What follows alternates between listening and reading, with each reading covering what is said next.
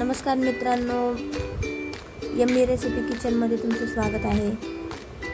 आज मी बनवते चना मसाला। माझ्या चॅनलला सबस्क्राईब केलं नसेल तर सबस्क्राईब करा आणि ह्यापुढे मी तुम्हाला रेसिपी दाखवते मी कसं केलं ते। सगळ्यात पहिल्यांदा 2 चमचे तेल टाकलेलं आहे।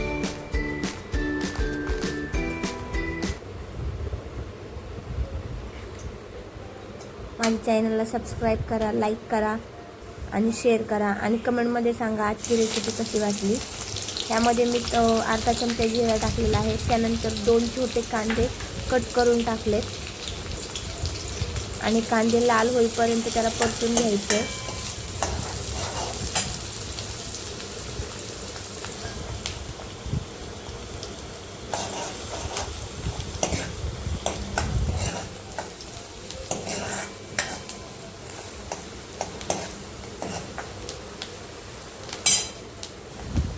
कांदा परतून झाल्यानंतर एक छोटा टोमॅटो कट करून टाकले।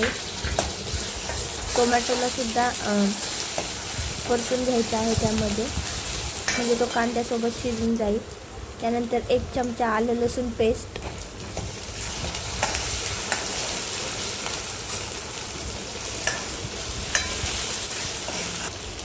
त्यानंतर 1 वाटी कांदा खोबऱ्याचं वाटण जे आहे मिक्सरमध्ये वाटून घेतले ते टाकले।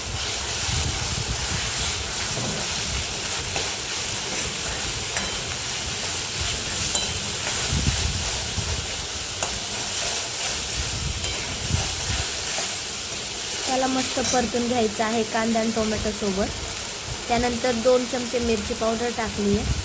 मिरची पावडर टाकल्यानंतर 2 चमचे कांदा लसूण मसाला टाकलेला आहे। अंबारी कांदा लसूण मसाला, अर्धा चमचा 1 चमचा हळद टाकलेली आहे। हळद टाकल्यानंतर सगळे जे मसाले आहेत ते मिक्स करून घ्यायचे कांदा आणि वाटण जे आहे त्यामध्ये। एकदम सोपी रेसिपी आहे। 1 चमचा मीठ टाकायचं आहे चवीनुसार। तुम्हाला वाटेल तुम्ही तुमच्या चवीनुसार मीठ टाकू शकता।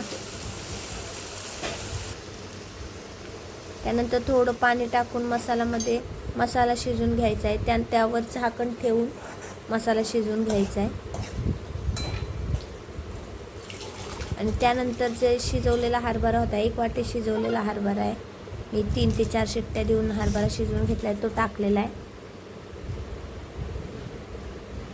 आणि 1 चमचा गरम मसाला आहे, म्हणजे घरकुल मटण मसाला टाकलाय।